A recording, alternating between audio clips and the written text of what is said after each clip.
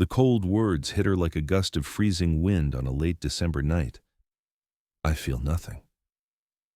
The millionaire's voice echoed through the marble corridors of his San Francisco mansion like a death sentence. In that moment, Rosa Martinez felt her 12 years of silent devotion crumble like day-old bread. I don't know where you're listening from. Maybe you're preparing dinner for someone who won't even thank you, or washing dishes while everyone else sleeps. It doesn't matter what time it is, but I promise, today's story will touch your heart. The kitchen of the Harrison estate stood like a cathedral of cold steel and granite, its professional-grade ovens humming with mechanical precision. But Rosa knew better than anyone that beneath all that expensive equipment lay a heart that had stopped beating long ago. At 53, she moved through this space with the quiet grace of someone who had learned to make herself invisible while keeping everyone else alive with her cooking. Her weathered hands, scarred from countless burns and cuts, told the story of a woman who had given everything to feed a family that barely acknowledged her existence. Robert Harrison III stood at the floor-to-ceiling windows of his study, watching the fog roll over San Francisco Bay like a gray blanket hiding the city's secrets. His wealth was legendary, real estate investments spanning from Nob Hill to Silicon Valley, a portfolio worth over $200 million, with stakes in tech startups and cryptocurrency that made headlines in the Financial Times. Yet for all his fortune, he couldn't remember the last time he'd tasted something that made him feel truly alive. His wife Margaret had passed 5 years ago, leaving behind a void that no amount of money could fill. The children visited only when they needed something, usually a check or approval for another business venture that would pad their trust funds. The morning light filtered through the kitchen skylights as Rosa began her daily ritual at 5:30, just as she had every morning for over a decade. She'd learned long ago that the Harrison household demanded perfection before anyone else stirred from their silk sheets. Her small apartment in the Mission District felt like a lifetime away as she tied her apron, the same faded blue one her grandmother had worn while cooking in the kitchens of wealthy families in Mexico City. The irony wasn't lost on her that she'd crossed borders in decades only to find herself in the same position. Invisible and essential all at once. Rosa's journey to this gleaming prison had begun 12 years earlier, when she'd answered an ad in the Chronicle for a household culinary assistant. She'd arrived at the mansion with nothing but a worn recipe box and the desperate hope that her self-taught skills might be enough. Margaret Harrison had hired her on the spot, not because of any formal training, but because Rosa's simple tortilla soup had brought tears to the lady's eyes. "It tastes like home," Margaret had whispered, and in that moment, Rosa thought she'd found a place where her cooking might actually matter. Those early years had been different. The house had been alive then, filled with the laughter of Robert's children during Sunday dinners and holiday gatherings. Rosa had learned each family member's preferences with the dedication of a scholar. How Margaret liked her morning coffee with a touch of cinnamon, the way little Jamie preferred his pancakes cut into star shapes, how Robert Sr. always asked for extra lime in his guacamole but pretended he didn't care about such details. She'd memorized their schedules, their moods, their unspoken needs, becoming the silent keeper of their daily comfort. But as the years passed and the children grew up and moved away, the mansion had grown quieter, colder. Margaret's illness had cast a shadow over everything, and Rosa had watched helplessly as the woman who'd given her a chance slowly faded away. She'd prepared countless bowls of healing broths and comforting soups, each one an offering of love that Margaret could barely swallow. When the end came, Rosa had been the one to make the funeral reception meal, standing in the kitchen while the family grieved in the parlor, her own tears falling into the masa as she shaped tamales that would feed their sorrow. After Margaret's death, the house had become Robert's mausoleum of grief and guilt. He'd thrown himself into expanding his business empire, acquiring properties and investments like a man trying to build a wall high enough to keep out the pain. His net worth had doubled, then tripled, with successful ventures in green energy and a particularly lucrative Bitcoin investment that had made him even wealthier than before. But wealth Rosa observed from her kitchen window, seemed to make him hungrier rather than satisfied, hungry for something that no amount of money could buy. The daily humiliations had started small and grown like weeds in the garden of Rosa's dignity. "Anyone can make rice and beans," Robert had sneered one evening when she'd prepared his grandmother's recipe for a dinner party. The comment had stung, not just because it dismissed her skill, but because those rice and beans had taken 3 hours to prepare, each grain of rice toasted individually, the beans simmered with epazote and bay leaves until they sang with flavor. But Robert saw only simple peasant food, unworthy of his sophisticated palate and his guests' expensive tastes. The hired help had taken their cue from their employer. The new housekeeper, brought in from an agency that specialized in high-end domestic staff, made pointed comments about Rosa's accent and the way she seasoned food, like we're still in Mexico. The gardener would dump his muddy boots by the kitchen door, expecting Rosa to clean up after him while he complained about her smelly cooking to anyone who would listen. Even the twice-weekly cleaning crew treated her like an obstacle to work around, rather than the person who'd been keeping this house running long before they had arrived. But it was Robert's indifference that cut deepest. He would sit at his solitary breakfast each morning, scrolling through stock reports on his tablet while mechanically eating the perfectly poached eggs and artisanal bread she'd prepared. Never a word of acknowledgement, never a glance that suggested he saw her as anything more than an expensive appliance. She'd learned to time her movements to avoid him, slipping in and out of rooms like a ghost, whose only purpose was to ensure his comfort while remaining completely invisible. The isolation was crushing. Rosa's English, while functional, wasn't sophisticated enough for the social circles that occasionally swept through the mansion. She would listen from the kitchen as guests praised the amazing catering at dinner parties, never knowing that every dish had been prepared by the small woman they'd walked past without seeing. Her contributions were attributed to whatever fancy restaurant Robert claimed to have ordered from, another small theft of recognition that left her feeling smaller and more insignificant with each passing day. But then came Jamie. Robert's 8-year-old grandson, the son of his daughter Caroline, who lived in New York and visited maybe 3 times a year. Jamie was different from the rest of the family, curious instead of entitled, kind instead of cold. He'd wander into the kitchen during his visits, drawn by the aromas and the warmth that seemed to emanate from Rosa's presence like heat from a wood-burning stove. While the adults discussed portfolios and investment strategies in the living room, Jamie would climb onto a stool and watch Rosa work with the fascination of a child discovering magic. "Why do you talk to the food?" he had asked one afternoon, watching Rosa murmur softly to a pot of pozole as she stirred it with a wooden spoon worn smooth by decades of use. The question had made Rosa smile, the first genuine smile she'd worn in months. "Because food has feelings too, mijo," she'd explained, using the endearment without thinking. "If you're angry when you cook, the food tastes angry. If you cook with love, people can taste that too." Jamie had nodded seriously, as if this made perfect sense to him, and from that moment on, he'd become her devoted apprentice during his brief visits. Those stolen hours with Jamie became Rosa's lifeline.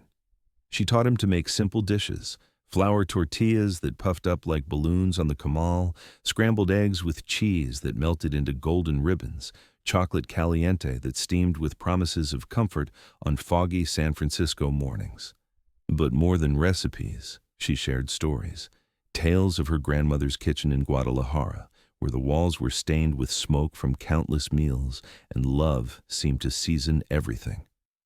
Stories of the neighborhood where she'd grown up, where food was currency and kindness, where everyone knew everyone else's business, but also everyone else's favorite meal.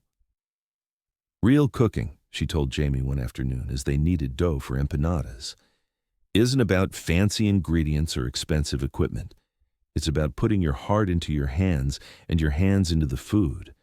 Anyone can follow a recipe, but not everyone can make food that heals." Jamie had absorbed these lessons like a sponge, and Rosa had watched with wonder as this privileged child developed an appreciation for the simple magic she'd been creating all along. The boy's presence also awakened something in Robert that Rosa hadn't seen in years, a flicker of warmth, a shadow of the man he might have been before grief and guilt had hardened his heart. She would catch him watching from the doorway sometimes as she and Jamie worked together, his expression unreadable but somehow less cold than usual.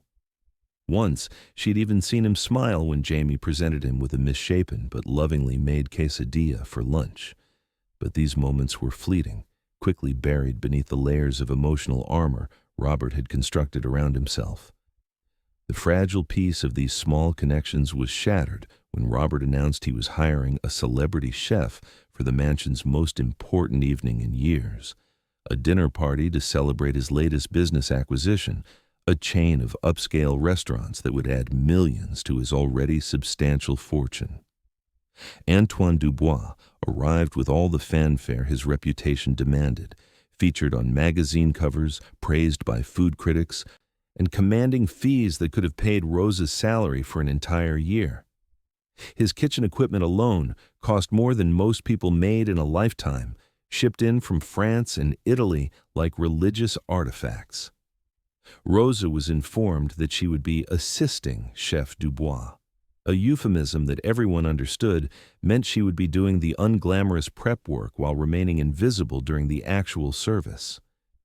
She watched as her kitchen was transformed into something she barely recognized, filled with unfamiliar gadgets and techniques that seemed more about spectacle than sustenance. Dubois spoke to her only to bark orders, treating her like an appliance to be used and ignored. The other staff members, eager to curry favor with the celebrity chef, suddenly found reasons to criticize Rosa's methods and question her competence. The menu for the dinner was an exercise in expensive excess, molecular gastronomy that turned familiar foods into unrecognizable sculptures, ingredients flown in from around the world at costs that could have fed a family for months. Rosa prepared vegetables with mechanical precision, her hands moving automatically while her heart grew heavier with each passing hour. This wasn't cooking, she thought sadly. This was performance art, designed to impress rather than nourish, to showcase wealth rather than express love. But as she worked in the shadows, Rosa noticed things that others missed. The slight tremble in Dubois' hands when he thought no one was looking, the way he kept checking his phone with increasing anxiety, the smell of alcohol on his breath that grew stronger as the day progressed. She'd seen this before in other kitchens. Other chefs whose egos had written checks their skills couldn't cash.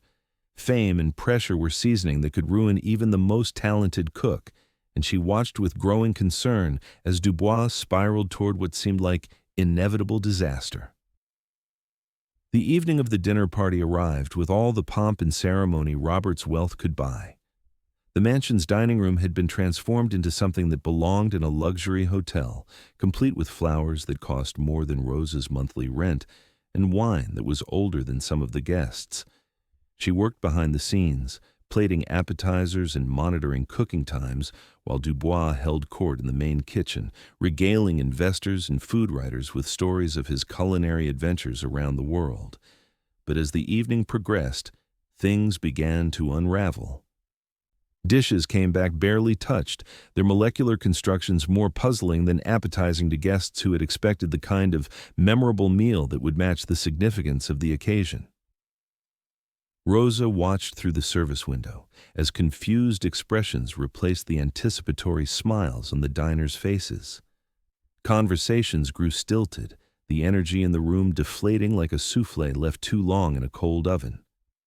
The final course was Dubois' masterpiece, a deconstructed dessert that looked more like modern art than something meant to be eaten. But as Rosa watched the servers carry the plates out, she noticed something that made her stomach drop. The smell was wrong, subtle but unmistakably off, like flowers beginning to rot or milk on the verge of souring. She tried to catch Dubois' attention, but he was too busy basking in what he assumed would be triumph to listen to concerns from someone he considered beneath his notice. The disaster unfolded with the slow-motion horror of a car accident. Within minutes of the dessert being served, guests began excusing themselves from the table. The lucky ones made it to the bathrooms. Others weren't so fortunate. Food poisoning struck down half the dinner party within an hour, including several prominent investors whose good opinions were worth millions to Robert's business ventures. The evening that was supposed to showcase his success instead became a humiliating catastrophe that would be talked about in San Francisco's social circles for years to come. In the chaos that followed, with ambulances arriving and lawyers being called, someone needed to be blamed. Dubois, his reputation and career hanging in the balance, was quick to point fingers. He claimed that Rosa had mishandled the dessert components during preparation, that her unsanitary methods and lack of proper training had contaminated the final course. The accusation was so absurd that Rosa could only stare in shocked silence as her years of faithful service were dismissed and her character assassinated in front of people she had served faithfully for over a decade. Robert, faced with potential lawsuits and the destruction of his professional reputation, chose the path of least resistance. Rather than defend the woman who had quietly kept his household running for 12 years, he accepted Dubois' explanation without question. "Pack your things," he told Rosa coldly, his voice devoid of any warmth or regret. "You're terminated immediately." The words hit her like physical blows, each syllable a nail in the coffin of her dignity. Rosa removed her apron with trembling fingers, the faded blue fabric suddenly feeling as heavy as a shroud. The kitchen that had been her domain, her sanctuary, her place of purpose, suddenly felt foreign and hostile. She gathered her few personal belongings, her grandmother's wooden spoon, a small statue of San Judas that she kept by the herb garden, a photo of Jamie from his last visit that she'd hidden behind the spice rack.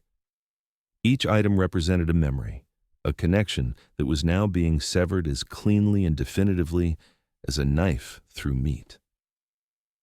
As she walked toward the service entrance for the last time, Rosa felt the weight of 12 years settling on her shoulders like a yoke. Every early morning, every late night, every holiday spent away from her own family to ensure the Harrison household ran smoothly, all of it dismissed as if it had never mattered. She thought of the meals she'd prepared with love, the birthdays she'd remembered when family members forgot, the small kindnesses she'd offered that had gone unnoticed and unacknowledged. The injustice burned in her chest like acid, but she held her head high as she stepped out into the San Francisco fog, her dignity intact, even as her heart shattered. The months that followed were the darkest of Rosa's life. Word of her firing had spread through the network of domestic workers that formed the invisible backbone of the city's wealthy households, but the story that circulated bore little resemblance to the truth.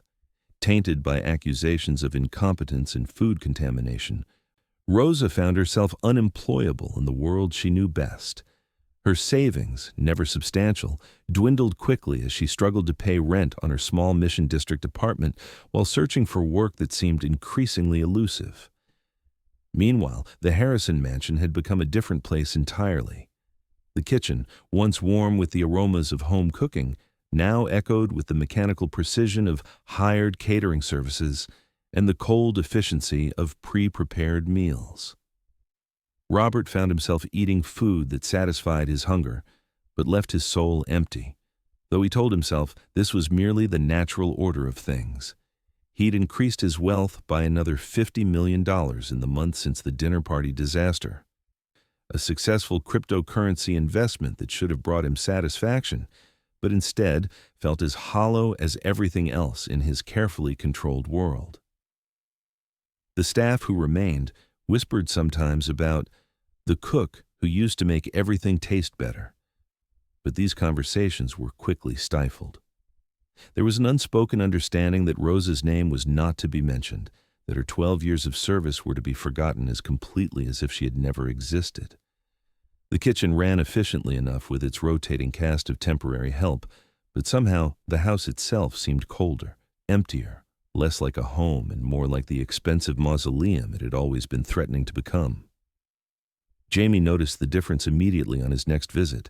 The boy, now 9 years old and even more perceptive than before, wandered into the kitchen looking for Rosa, and found instead a stranger who shooed him away with irritation. "Where's Rosa?" he asked his grandfather, his young face creased with confusion and concern. Robert's answer was curt and dismissive. "She doesn't work here anymore." But Jamie was not easily deterred, and his persistence eventually wore down Robert's defenses enough to extract a version of events that painted Rosa as incompetent and dangerous. But Jamie knew Rosa in ways that Robert never had. He remembered the gentleness of her hands as she taught him to knead dough, the stories she told while they waited for bread to rise, the way she always seemed to know exactly what he needed even before he did. The official story of her departure didn't match the woman he knew, and his young sense of justice was outraged by what seemed like a fundamental wrong that needed to be set right. The boy began his own investigation with the determination of someone too young to understand that some battles couldn't be won. He asked questions of the cleaning staff, the gardener, anyone who had been present during the infamous dinner party. Slowly, a different picture began to emerge, stories of Dubois' drinking, witnesses to his erratic behavior, details that had been conveniently overlooked in the rush to assign blame. Jamie, with the single-mindedness that only children possess, began collecting evidence like pieces of a puzzle that would eventually reveal the truth. The revelation came 6 months later, delivered in the form of a phone call that would change everything. A food inspector, reviewing the case files from the dinner party poisoning, had discovered something that had been missed in the original investigation. The contamination hadn't come from Rosa's preparation work, but from a batch of imported cream that Dubois had insisted on using, despite its questionable provenance. Laboratory tests confirmed what Rosa had tried to tell anyone who would listen.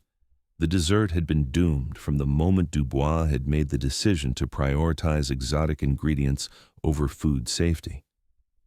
Robert received the news in his study, surrounded by the trappings of success that suddenly felt meaningless in the face of this revelation. The inspector's words echoed in his mind like a judgment. The employee you terminated was not responsible for the contamination. In fact, our investigation suggests she may have tried to warn someone about the problem.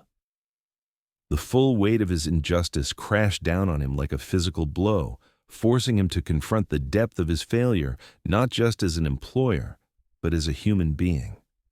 For the first time in years, Robert Harrison III, master of the universe, captain of industry, accumulator of wealth beyond most people's dreams, felt genuinely ashamed.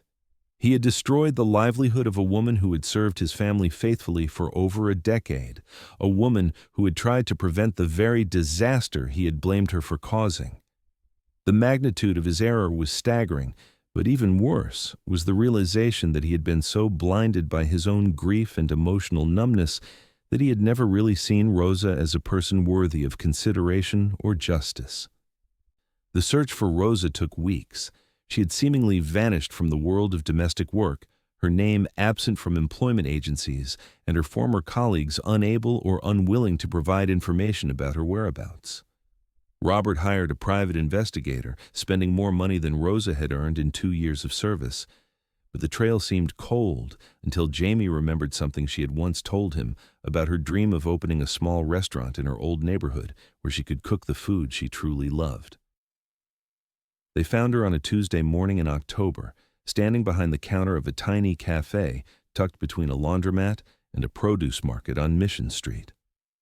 Rosa's place was barely large enough for 6 tables, its walls painted the warm yellow of marigolds and decorated with photographs of the neighborhood's history.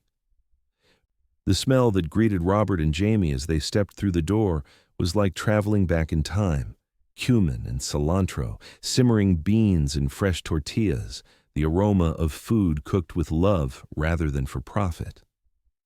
Rosa looked up from the stove where she was stirring a pot of pozole, her face registering shock, wariness, and something that might have been hope. She was thinner than Robert remembered, her hair now completely gray, but her hands moved with the same graceful confidence he had watched countless times without really seeing.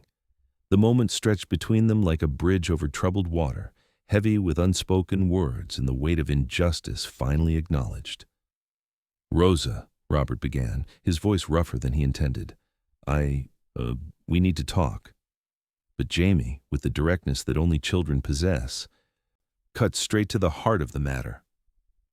"Grandpa knows he was wrong," the boy announced. "We found out it wasn't your fault. He's sorry, aren't you, Grandpa?"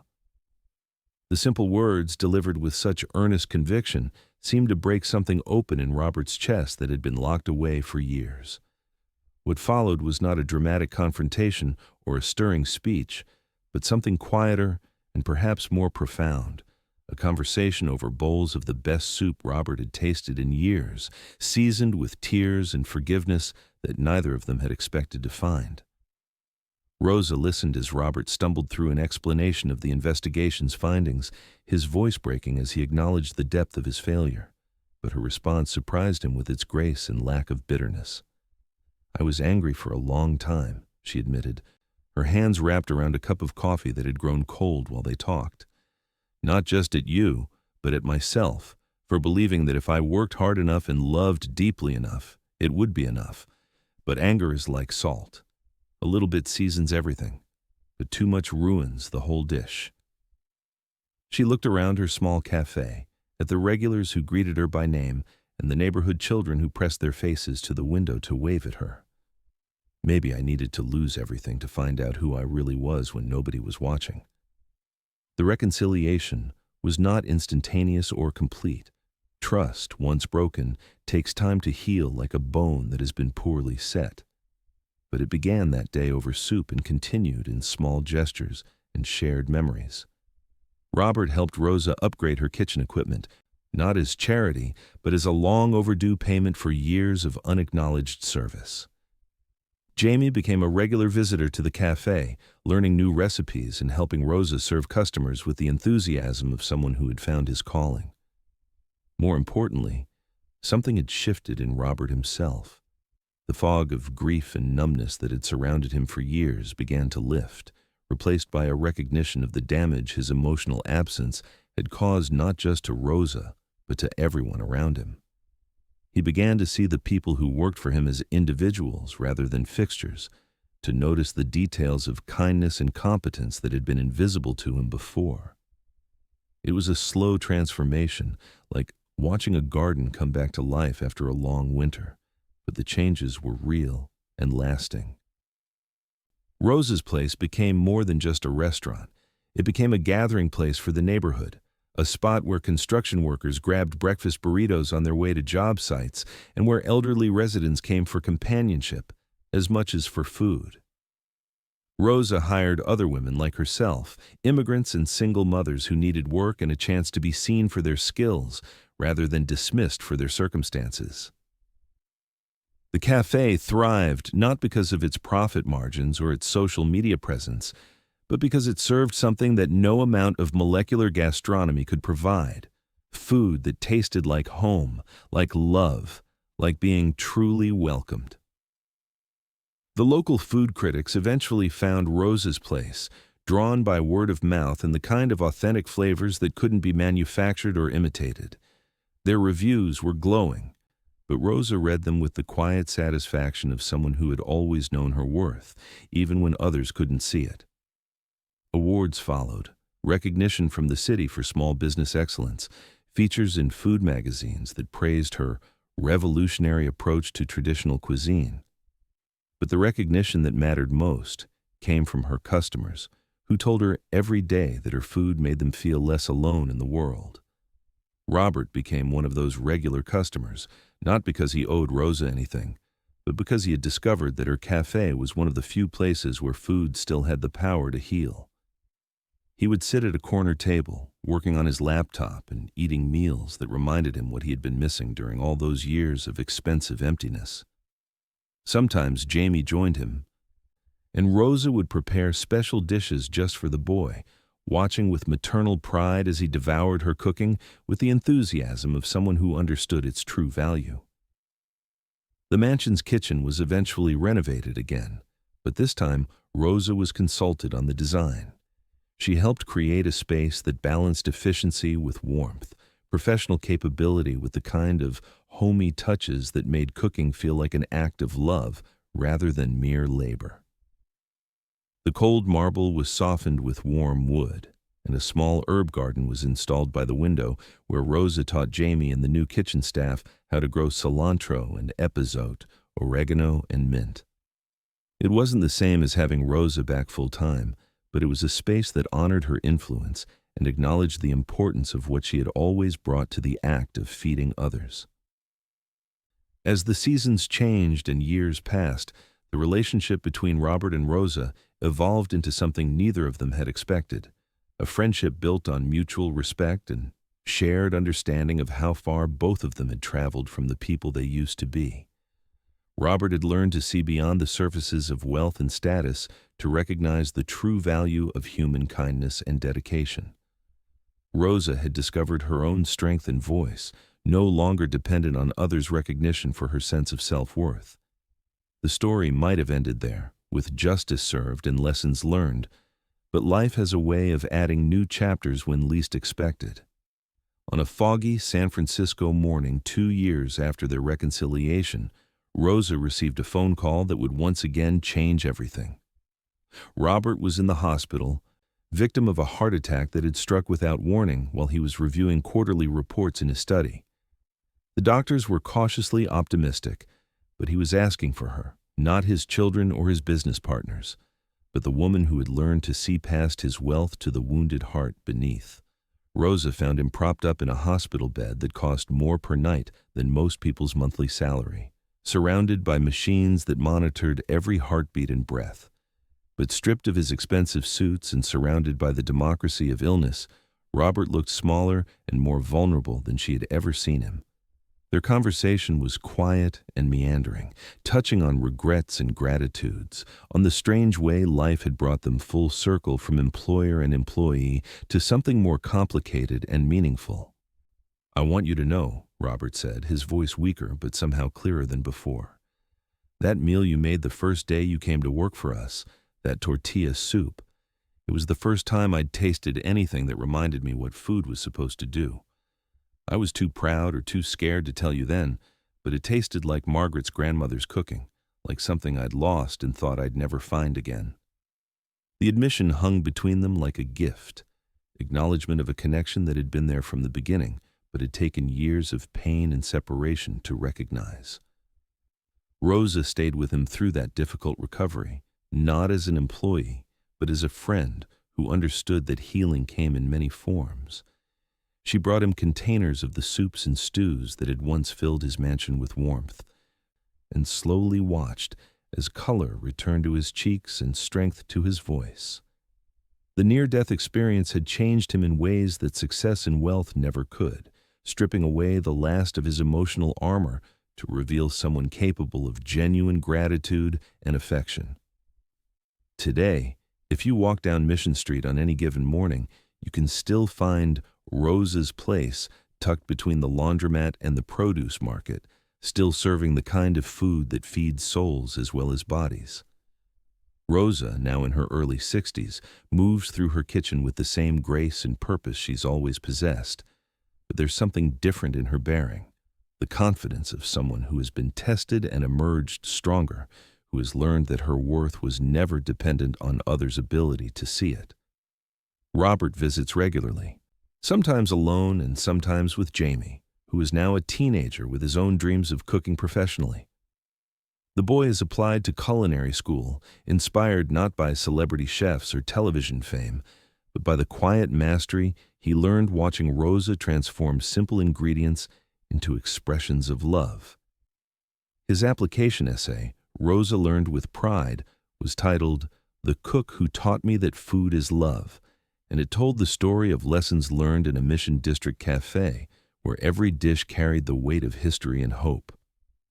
The friendship between Rosa and Robert has become something of a legend in their respective worlds, the wealthy businessman and the humble cook who found common ground in the recognition of each other's humanity. They meet for lunch once a month, sharing meals and conversation that range from business advice to family gossip, from childhood memories to plans for the future. It's an unlikely friendship, born from injustice and nurtured by forgiveness, but it has enriched both their lives in ways that neither had anticipated. Rosa's influence extends far beyond her small cafe now. She teaches cooking classes at the community center, sharing not just recipes, but the philosophy that has guided her entire career, that food is the most fundamental way we care for each other, and that cooking with love is a form of prayer that transcends cultural and economic boundaries. Her students include other domestic workers looking to start their own businesses, young mothers wanting to feed their families better, and occasionally, wealthy individuals who have discovered that all their money can't buy the satisfaction of creating something beautiful and nourishing with their own hands. The neighborhood has changed around Rosa's place, as San Francisco neighborhoods do, with new construction and rising rents threatening the community that has sustained her business. But Rosa has become an anchor, a fixture that new residents quickly learn to treasure and longtime residents fight to protect. City council meetings have been packed with supporters when zoning changes threatened her lease, and a local food blogger started a successful crowdfunding campaign to help her purchase the building when her landlord decided to sell. Robert, true to the transformation that illness and friendship had wrought in him, became one of the largest contributors to that campaign, not as a rich man throwing money at a problem, but as a friend, ensuring that a place of genuine value would continue to exist in a world increasingly dominated by corporate chains and artificial experiences. His contribution was made anonymously, but Rosa knew, just as she had always been able to read the needs and hearts of those she served. The kitchen of the Harrison Mansion still functions, still produces meals for Robert and his occasional guests, but it operates now under principles Rosa helped establish. The staff is treated with respect and fair wages, their contributions acknowledged and valued. The food served there is simpler than it once was, but infinitely more satisfying. Meals that nourish rather than impress, that create connection rather than showcase wealth. Jamie helps plan the menus when he visits, bringing recipes and techniques he's learned from Rosa, creating a bridge between two worlds that were once impossibly far apart. Looking back on the journey that brought them from that moment of devastating injustice to this place of mutual respect and genuine affection, both Rosa and Robert recognize how close they came to missing each other entirely. If not for Jamie's persistence and a bureaucratic investigation that revealed the truth, Rosa might have remained invisible forever, her contributions forgotten and her worth unrecognized. Robert might have continued living in his emotional fortress, surrounded by wealth but starved of the human connection that makes life meaningful. But perhaps, Rosa reflects as she watches the sunrise paint the Mission District in shades of gold and amber. This is how healing always works, not through dramatic gestures or perfect justice, but through small acts of recognition and forgiveness, through the daily choice to see each other clearly and treat each other with dignity. Every meal she serves is still an act of love, but now it's love offered freely rather than from the shadows, love that is received and acknowledged and returned in the form of gratitude and genuine appreciation. The circle of her influence continues to widen. Former students open their own restaurants and food trucks, carrying forward the lessons about cooking with intention and serving with pride. Domestic workers throughout the city look to her as an example of someone who refused to let others define her worth, who built something beautiful from the ashes of injustice. Food writers and culinary students make pilgrimages to her cafe, hoping to learn the secret of food that touches hearts as well as palates. But Rosa knows there is no secret, no special technique that can be taught in culinary school or captured in a cookbook. There is only the choice to cook with love rather than ego, to season with kindness rather than arrogance, to serve with humility rather than pride. It's a simple philosophy, but one that has the power to transform not just food, but the people who prepare and consume it.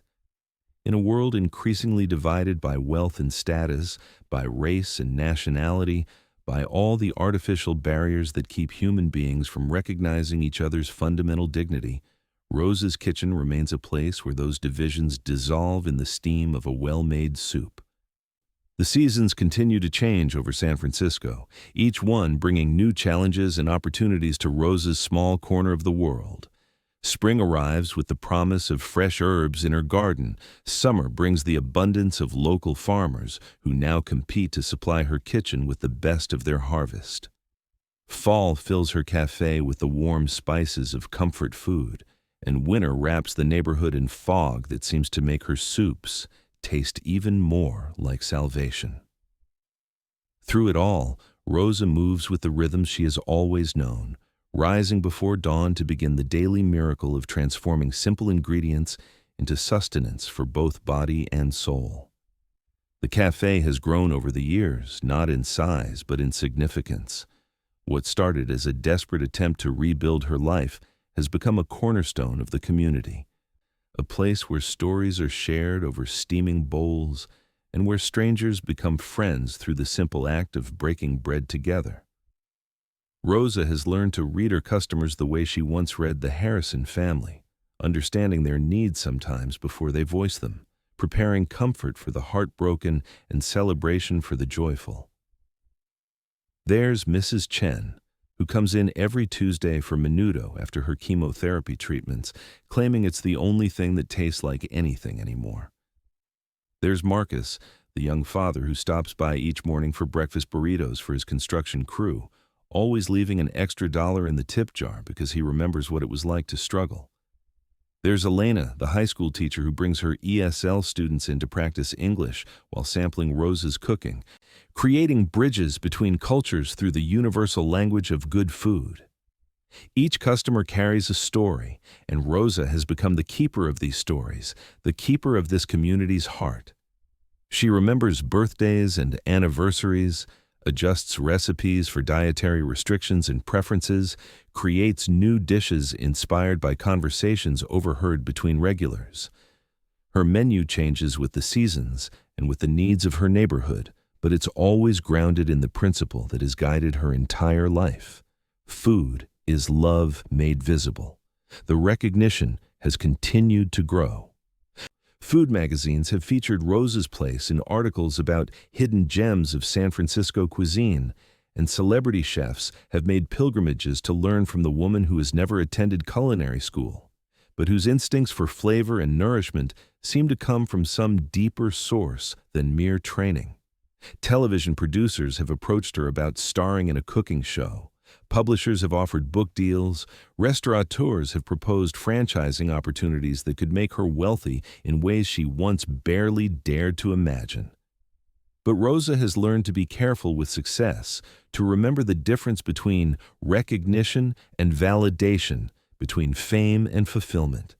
She has seen how wealth and celebrity changed Robert, how the pursuit of more can become a hunger that consumes everything in its path.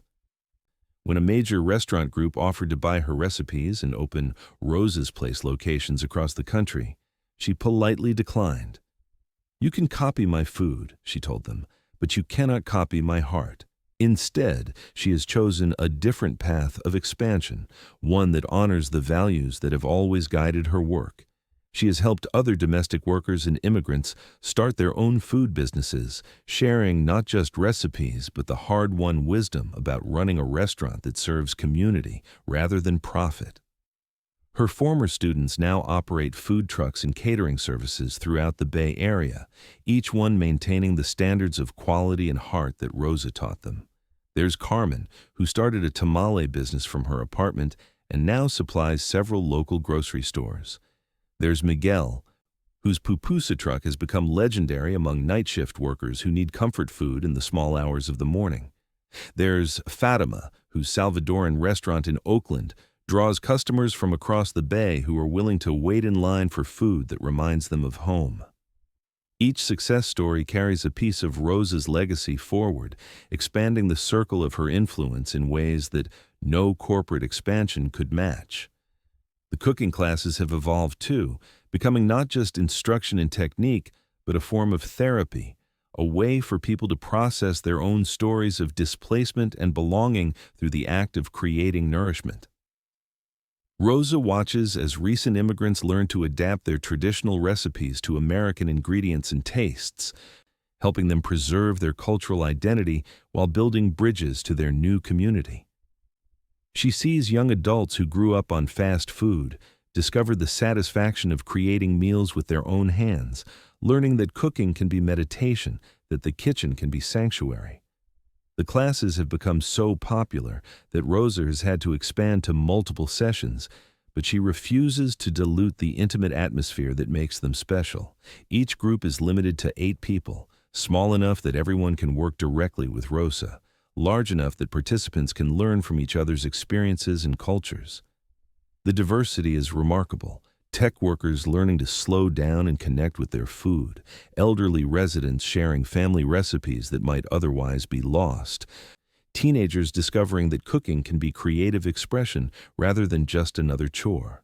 Robert often stops by during these classes, not as a participant, but as an observer who is still learning to see the world through the lens of human connection rather than pure efficiency. He has watched Rosa work with struggling single mothers, teaching them to make nutritious meals on impossibly tight budgets. And he has seen how her patience and encouragement has changed not just how they cook, but how they see themselves. It's a kind of education that no amount of money could buy, a master class in human dignity that has become part of his own ongoing transformation. The relationship between Robert and Rosa has deepened over the years into something neither could have anticipated when they first encountered each other across the vast divide of class and culture. What began as an employer-employee relationship characterized by indifference and invisibility has evolved into a friendship built on mutual respect, shared experience, and genuine care for each other's well-being. They have become family in the truest sense, not through blood or law, but through choice, through the decision to see past surface differences to the fundamental humanity that connects all people. Robert has changed in ways that continue to surprise those who knew him during his coldest years. His business practices have evolved to reflect values he learned from Rosa, treating employees as individuals deserving of respect and fair compensation, making decisions based not just on profit margins, but on their impact on human lives, understanding that success without soul is just another form of poverty. His wealth continues to grow, but now it serves purposes beyond mere accumulation. Scholarships for culinary students, grants for small food businesses, anonymous donations to community kitchens that feed the hungry. The mansion itself has been transformed, its cold marble warmed by the presence of genuine hospitality rather than mere display. Robert hosts dinners now that are designed to bring people together rather than showcase his wealth, gatherings where Roberto's new kitchen staff work alongside Rosa to create meals that nourish relationships as well as bodies. Jamie, now in his final year of culinary school, often cooks for these occasions, preparing dishes that blend the classical techniques he's learning with the soulful approach Rosa taught him as a child. The boy, no longer a boy, but a young man with his grandmother's quiet wisdom and his great-grandfather's business acumen, has become the bridge between all the worlds Rosa and Robert represent. He carries forward Rosa's understanding that food is love made tangible, but he also brings Robert's strategic thinking to the dream of making good food accessible to everyone, regardless of their economic circumstances. For his senior project, he's designing a business plan for a network of community kitchens that would be supported by restaurant profits, creating a sustainable model for addressing food insecurity while honoring the dignity of all participants. The plan has caught the attention of investors and social entrepreneurs throughout the Bay Area, but Jamie has been careful to make Rosa and Robert his first advisors, understanding that their combined wisdom, Rosa's heart and Robert's business sense, represents his best chance of creating something truly meaningful. The three of them meet monthly to refine the concept, their conversations ranging from supply chain logistics to the emotional impact of eating alone, from marketing strategies to the cultural significance of gathering around shared meals. These planning sessions have become some of Rosa's favorite times, moments when she can see the full circle of her influence playing out in real time. The child who once stood on a stool in the Harrison kitchen asking why she talked to the food has grown into a young man who understands that cooking is conversation, between cook and ingredient, between kitchen and community, between past and future. His dreams are big enough to change the world, but grounded enough to honor the simple truth Rosa has always embodied, that everyone deserves to be fed with dignity and love. The neighborhood around Rosa's place continues to evolve, gentrification creeping in with its promise of progress and its threat of displacement. Rosa watches carefully as rents rise and longtime businesses close, worried about the community that has sustained her even as she has sustained it. But she has become more than just a business owner. She has become a voice for preservation of the neighborhood's character, working with community organizations to ensure that development serves existing residents rather than replacing them. The building purchase that Robert helped facilitate has given Rosa security, but she knows that her success is meaningless if the people she serves are forced out by economic pressures beyond their control. She has joined the board of the local Community Development Corporation, bringing her practical experience and moral authority to discussions about affordable housing and economic development. Her voice carries weight because people know she has lived the struggles she speaks about, that her success hasn't separated her from the community that made it possible. The work is often frustrating, full of bureaucratic obstacles and competing interests, but Rosa approaches it with the same patience she brings to caramelizing onions or developing new recipes, understanding that meaningful change, like good food, cannot be rushed but must be allowed to develop according to its own rhythms. She has learned to translate her kitchen wisdom into policy language, explaining to city planners and developers that neighborhoods, like recipes, need balance, that too much of any one ingredient, even prosperity, can ruin the whole dish. Her activism has brought unexpected allies, including other business owners who have realized that their success depends on maintaining the diversity and character that made their neighborhoods attractive in the first place. The coalition includes everyone from the corner grocery store owner who has served the community for 30 years to the boutique owner who moved in last year but wants to be part of the existing fabric rather than replace it. Rosa has become a bridge between old and new, helping longtime residents and newcomers understand that they have common interests in creating a community where everyone can thrive. The challenges are real and ongoing. Every month brings news of another family forced to move, another small business unable to afford rising rents. But Rosa has seen how small actions can accumulate into large changes, how individual choices about where to shop and eat and how to treat neighbors can shape the character of an entire community. She encourages her customers to support other local businesses, creates partnerships with nearby shops that help them all survive, and speaks out whenever she sees the kinds of discrimination and exclusion that she experienced during her years of invisibility. As the years have passed, Rosa has also become more intentional about preserving and passing on the cultural knowledge that she carries. She has reconnected with her roots in Mexico, taking annual trips to visit family and learn about regional cooking techniques that were developed over centuries. These journeys have enriched her cooking and deepened her understanding of the historical forces that shaped her own journey from Guadalajara to San Francisco. The trips have also inspired a new dimension of her teaching, workshops focused on traditional Mexican cuisine that go beyond simply sharing recipes to explore the cultural context that gives the food its meaning. She teaches about the role of corn in indigenous cultures, the way the ancient Aztecs elevated chocolate from mere sustenance to sacred ritual, the fusion that occurred when Spanish colonizers encountered New World ingredients.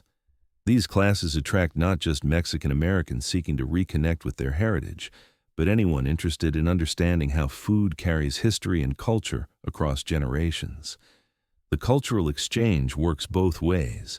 Rosa has learned from her students and customers, incorporating techniques and flavors from the many cultures that call San Francisco home.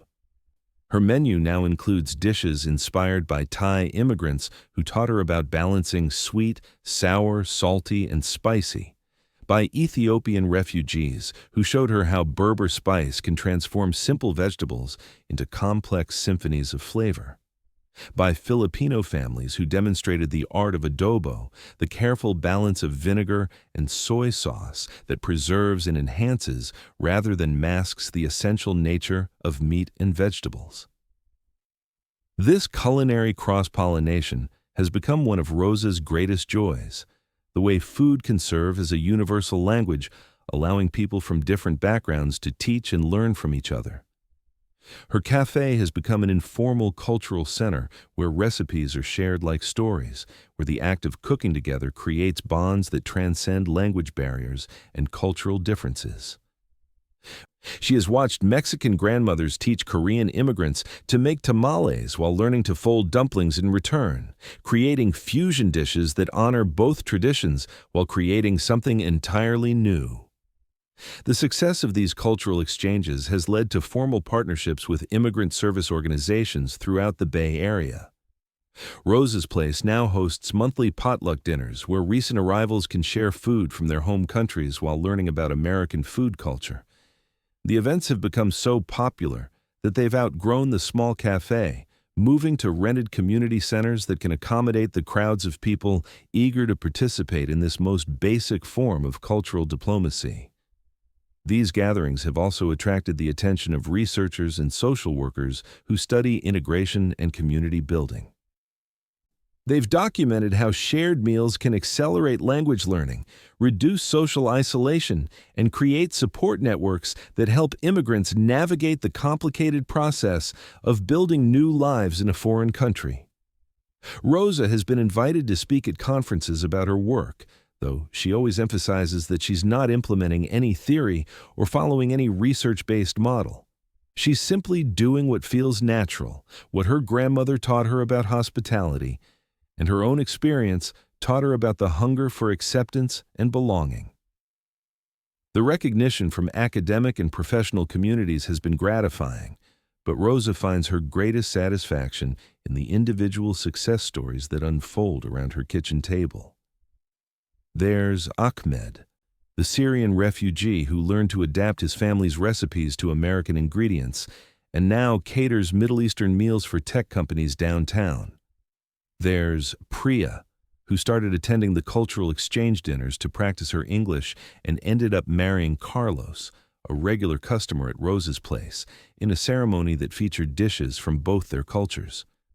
There's David, the Chinese-American teenager who was embarrassed by his grandmother's weird food until he learned to see it through Rosa's appreciative eyes, and now takes pride in sharing dumplings and noodles with his classmates.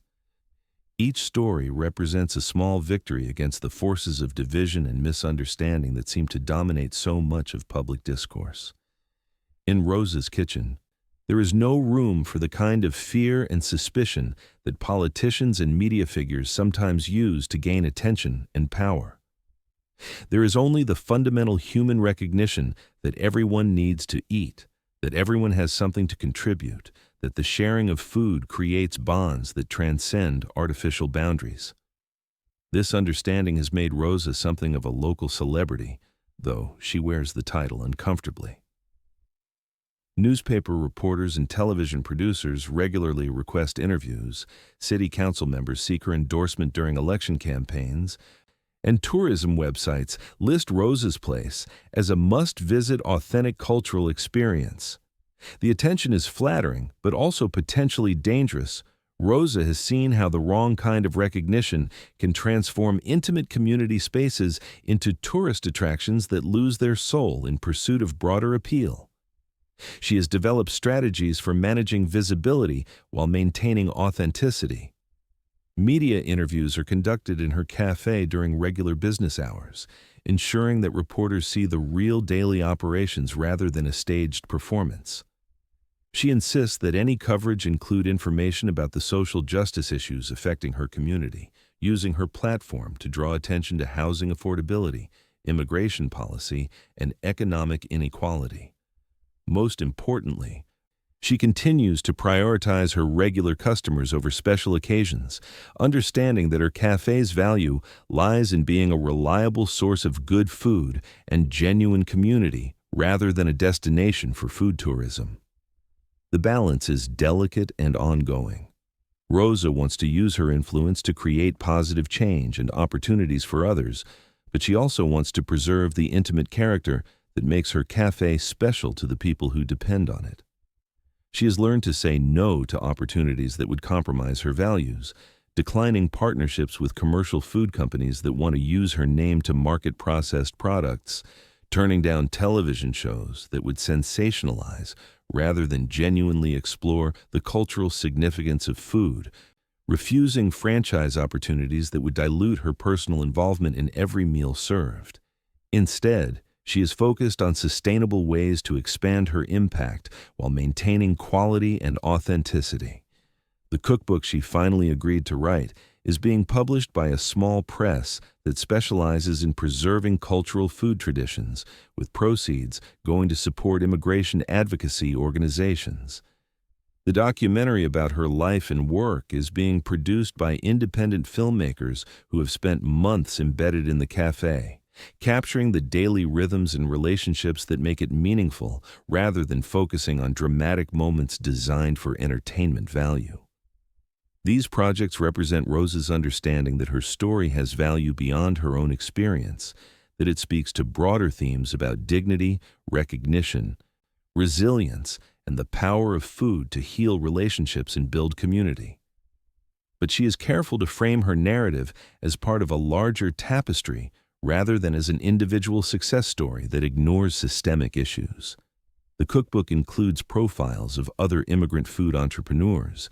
The documentary explores the economic forces that shape immigrant communities, and both projects explicitly acknowledge the ongoing struggles for justice and equality that continue to affect vulnerable populations.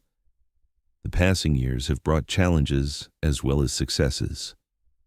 Rosa's body carries the accumulated strain of decades of physical labor. Her back aches from years of standing over stoves. Her hands show the scars of countless burns and cuts. Her feet protest the long hours spent on concrete floors. She has had to make accommodations, hiring additional staff to handle the heaviest work and reducing her own hours to sustainable levels.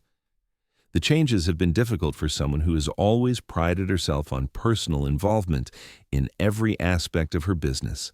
But they've also created opportunities for other workers who benefit from Rosa's reputation for fair treatment and skills development. The staff at Rosa's Place has become an extension of Rosa's family, young women and men who learn not just cooking techniques but life skills, not just how to prepare food but how to treat customers and colleagues with dignity and respect. Several former employees have gone on to open their own restaurants, food trucks, and catering businesses, carrying forward Rosa's example of combining excellence with compassion. Others have used the skills and confidence gained at Rosa's Place to pursue different careers, but they remain part of the extended community that considers Rosa's Cafe their professional and emotional home base. This mentorship role has become increasingly important to Rosa as she faces the reality that she cannot continue working indefinitely. She has begun the delicate process of planning for succession, identifying staff members who share her values and have the skills necessary to maintain the cafe's standards and community role. The process involves not just business considerations, but emotional ones. How to preserve the relationships and traditions that make Rosa's Place special while allowing for the changes that new leadership will inevitably bring. The conversations about succession have also deepened Rosa's relationship with Jamie, who has emerged as a natural bridge between Rosa's traditional approach and the innovations that will be necessary to sustain the business in changing times. His culinary school training has given him technical skills that complement Rosa's intuitive understanding of flavor and culture, while his lifelong relationship with her has instilled the values that make her work meaningful rather than just profitable. Together, they have been developing plans for expanding Rosa's influence through a training institute that would teach Rosa's approach to food and community to aspiring restaurant owners, community organizers, and anyone interested in using food as a tool for social change. The institute would be housed in a larger facility that could accommodate classes, demonstrations, and community events while maintaining Rosa's place as the intimate neighborhood cafe that has always been its heart. The vision is ambitious but grounded in the practical experience Rosa has accumulated through decades of feeding people and building relationships.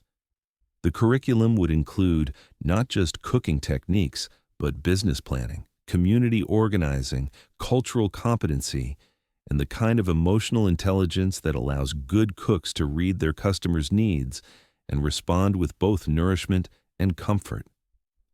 Students would learn to see restaurants not just as businesses, but as community institutions with responsibilities that extend far beyond profit margins.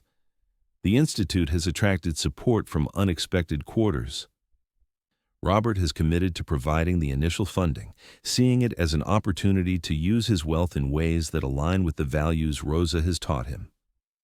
Local universities have expressed interest in academic partnerships that would give students credit for practical work in community-based food enterprises. Community organizations have offered to help with outreach and student recruitment, recognizing that the Institute could provide valuable training for their members and constituents. But perhaps most importantly, the Institute has captured the imagination of young people like Jamie, who are looking for ways to pursue careers that combine personal fulfillment with social impact. The application pool already includes culinary school graduates seeking more meaningful work, social workers interested in using food as a therapeutic tool, community activists who want to learn how restaurants can serve as organizing spaces, and business students who want to develop sustainable models for enterprises that prioritize community benefit alongside financial success. The planning process has reminded Rosa of the early days at Rosa's Place, when every decision required careful thought about values as well as logistics. When the vision of what the cafe could become guided choices about everything from menu items to staff schedules. But now she has the benefit of experience, the knowledge gained from years of trial and error, success and failure, community building and relationship repair. She understands better than ever that sustainable change requires patience, flexibility, and above all, the willingness to center human needs and dignity in every decision. As winter settles over San Francisco once again, Rosa finds herself in a season of reflection and preparation. The cafe operates smoothly under the leadership of staff she has trained and trusted, giving her time to think about the larger questions of legacy and impact that become more pressing with each passing year. She walks through the Mission District in the early morning hours before the cafe opens, observing the changes and constants that define her neighborhood, thinking about the forces that have shaped her journey and the contributions she hopes to make to the journeys of others. The streets tell stories of resilience and transformation that mirror her own experience. Buildings that housed families displaced by gentrification now shelter new waves of immigrants seeking the same opportunities that brought Rosa's family to California decades ago. Small businesses close and new ones open, each representing someone's dream of economic independence and community contribution. The faces change, but the aspirations remain constant. The desire to build something meaningful, to serve others, to create spaces where people can gather and find nourishment for body and spirit. And you, have you ever cooked for someone who never said thank you? Have you felt invisible in your own kitchen, unappreciated for the love you put into every meal? Tell me in the comments. Rosa's story is not just about one woman's journey from humiliation to recognition. It's about every person who has ever fed others while going hungry for acknowledgement themselves. If this story touched your heart, leave a like and subscribe so this message reaches another woman who cooks with her soul. Share it with someone who needs to remember that their contributions matter, that their work has value, that they deserve to be seen and appreciated for all they give to the world. For more emotional stories that celebrate the unsung heroes among us, click the podcast link on the left. Thank you for joining us on this journey of the heart. See you in the next story.